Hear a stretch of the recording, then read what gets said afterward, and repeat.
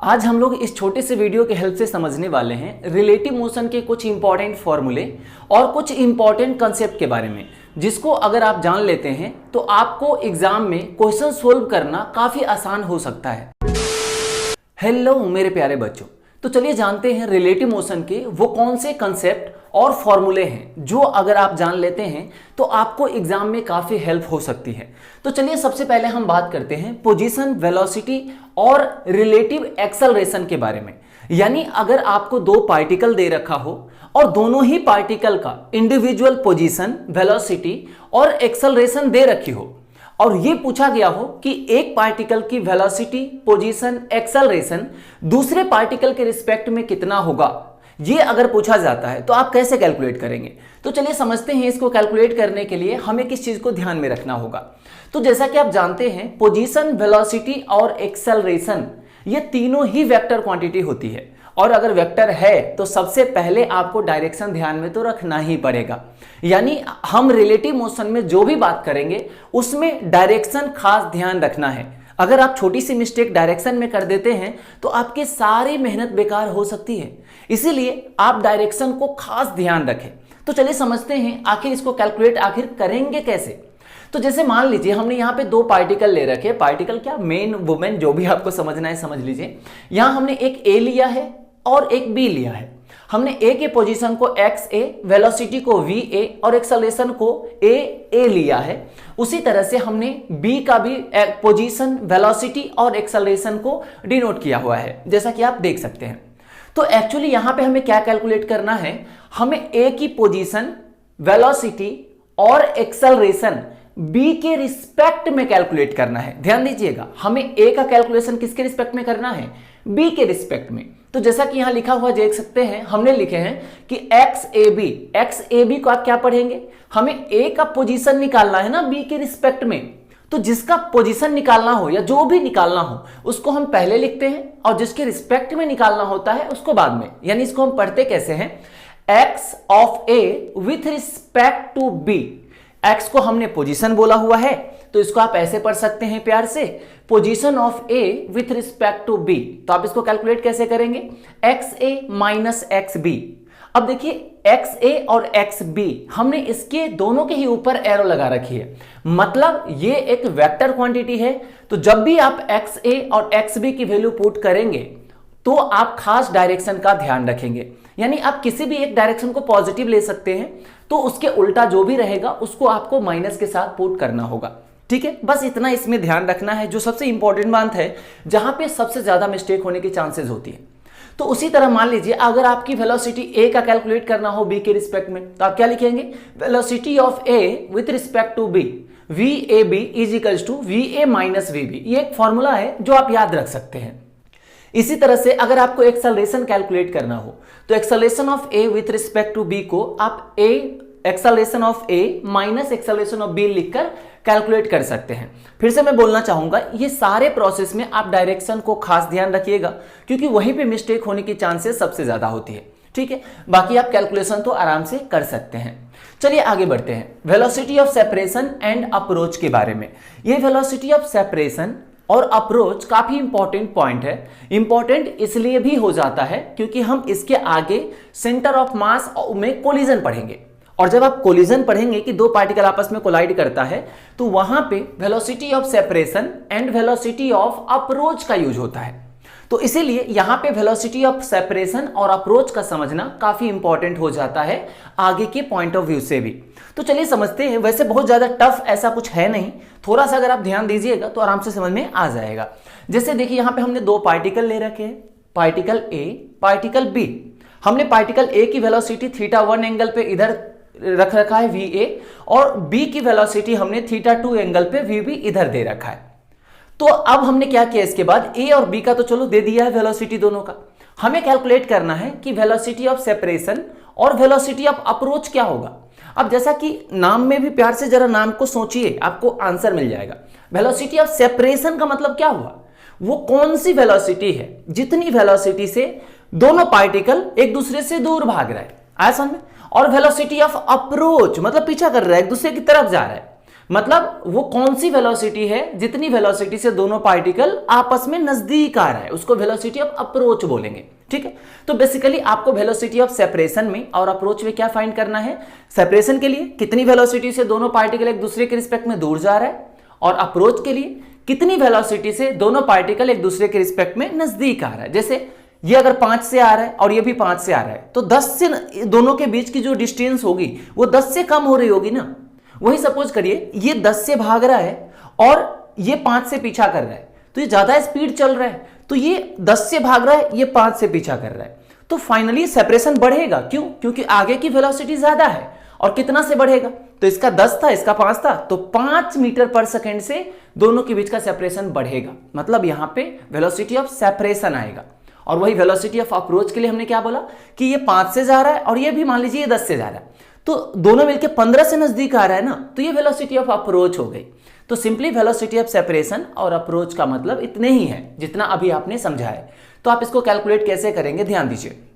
हमने क्या किया, सबसे पहले तो जब भी आपको वेलोसिटी ऑफ सेपरेशन और अप्रोच निकालना हो तो सबसे पहले क्या करिए, जिसके बीच में भी वेलोसिटी ऑफ सेपरेशन और अप्रोच निकालना है, आप उस दोनों पार्टिकल को क्या करिए, स्ट्रेट लाइन से सीधा मिला दीजिए पहले तो।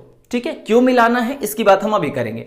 हम ये इसलिए मिलाते हैं क्योंकि वेलोसिटी ऑफ सेपरेशन हो या अप्रोच हो, हमेशा दोनों को ज्वाइन करने वाली लाइन के अलोंग ही होती है। यानी अगर एक पार्टिकल यहां पे रुका हुआ है और एक पार्टिकल अगर ऐसे ऐसे भाग रहा है, तो ना तो यहां पे सेपरेशन हो रही है और ना ही अप्रोच हो रही है। तो हम क्या ध्यान रखेंगे, यानी वेलोसिटी ऑफ सेपरेशन और अप्रोच हमेशा दोनों को ज्वाइन करने वाली लाइन के अलोंग होती है।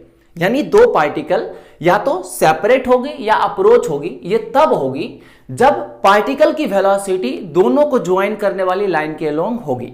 यानी अगर दो पार्टिकल को ज्वाइन करने वाली लाइन जो भी है उसके परपेंडिकुलर डायरेक्शन में जो भी वेलोसिटी होगी, उसकी वजह से ना तो सेपरेशन होगी ना ही अप्रोच होगी।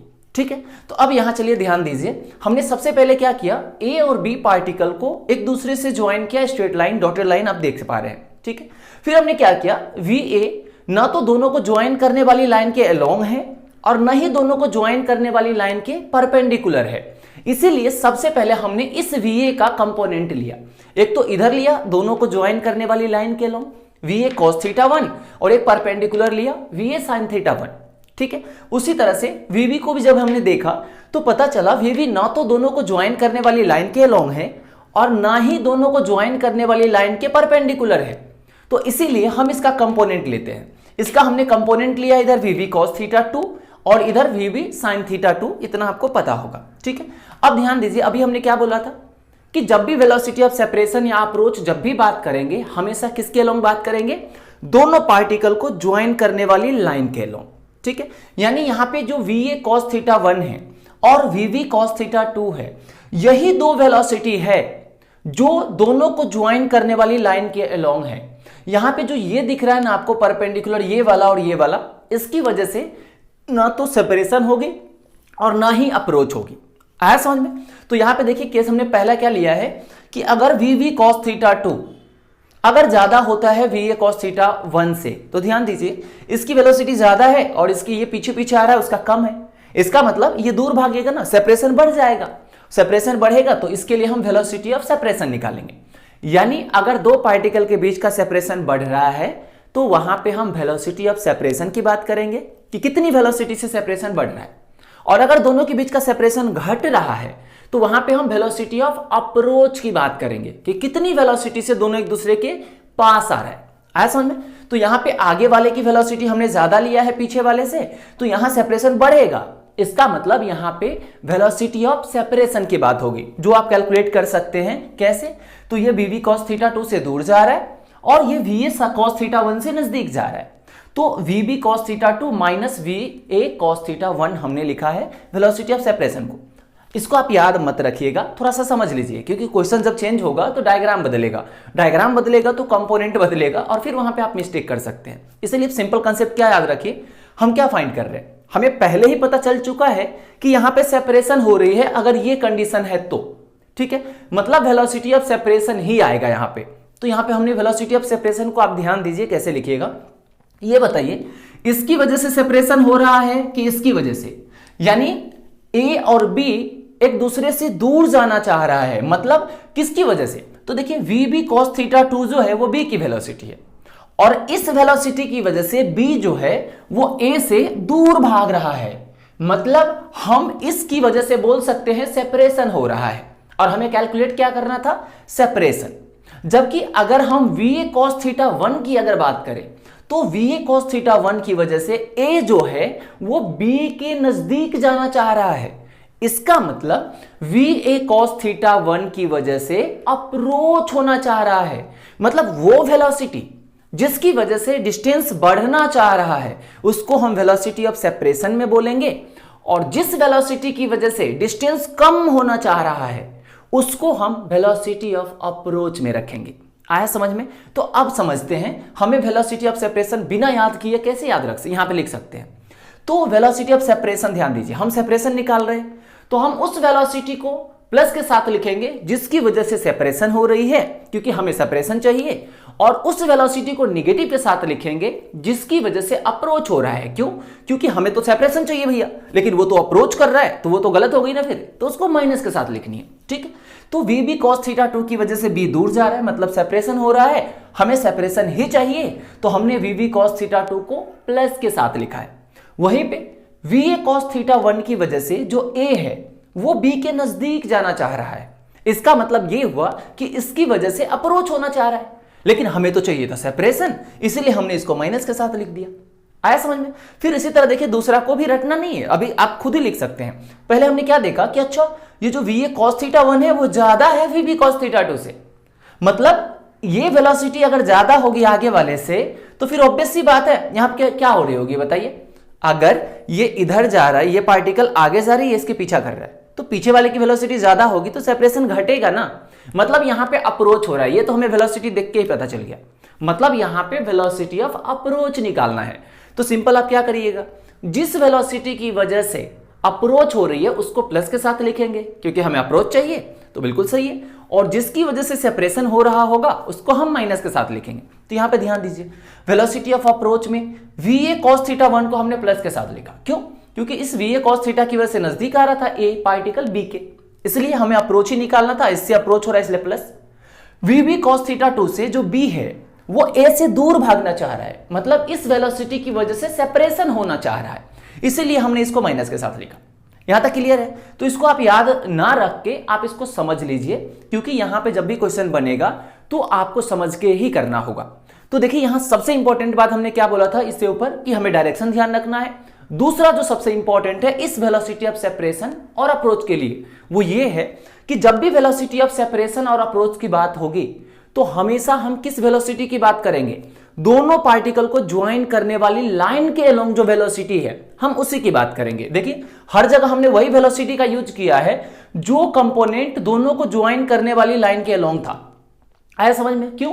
क्योंकि जो परपेंडिकुलर वाली वेलोसिटी होती है ना दोनों लाइन को ज्वाइन करने वाली लाइन के, उस वेलोसिटी की वजह से ना तो सेपरेशन होती है और ना ही अप्रोच होता है। यहां तक क्लियर होगा आई होप? ठीक है, चलिए आगे बढ़ते हैं। यहां पे मिनिमम डिस्टेंस एंड टाइम लिखा हुआ है, मतलब यहां पे वैसे तो न्यूमेरिकल्स आपको प्रैक्टिस करना ही पड़ेगा, लेकिन फिर भी हम थोड़ी सी फॉर्मूला बेसिस पे बात करते हैं, क्योंकि मेंस लेवल और नीट लेवल पे सीधा फॉर्मूला से भी आंसर कई बार आ जाता है, क्योंकि क्वेश्चन ही वैसे पूछ लेते हैं वो। ठीक है, तो इसलिए आप इसको भी ध्यान रख सकते हैं। मतलब यहां पे जब दो पार्टिकल मोशन कर रहा है, जैसे मान लीजिए एक पार्टिकल ये है इधर जा रहा है और एक पार्टिकल इधर जा रहा है, तो दो पार्टिकल ऐसे मोशन कर रहा है, तो कभी ना कभी ये दोनों पार्टिकल सबसे नजदीक तो आया होगा ना, मिनिमम डिस्टेंस पे आया होगा कि नहीं आया होगा? आया ही होगा।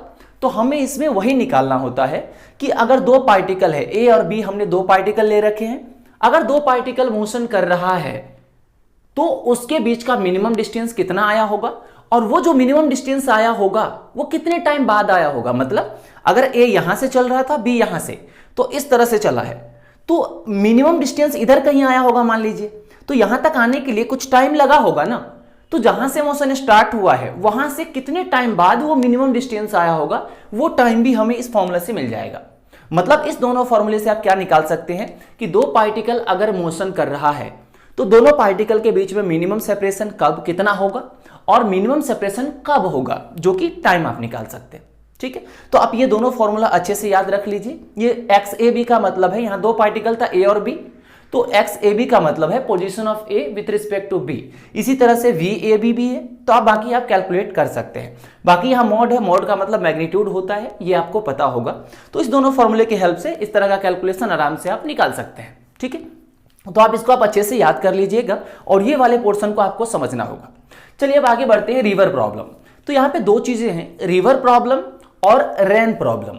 जो रिवर प्रॉब्लम और रेन प्रॉब्लम होती है, एक्चुअली ये समझने वाला टॉपिक होता है। समझने वाला मतलब यहाँ न्यूमेरिकल का प्रैक्टिस करना ज्यादा इंपॉर्टेंट होता है, लेकिन फिर भी यहाँ पे भी कुछ फॉर्मूले हैं जिसको आप ध्यान रख सकते हैं, जहां से अगर क्वेश्चन आने के चांसेस तो होती है, अगर आता है तो बिना टाइम गवाए आप आराम से उसको सोल्व कर सकते हैं।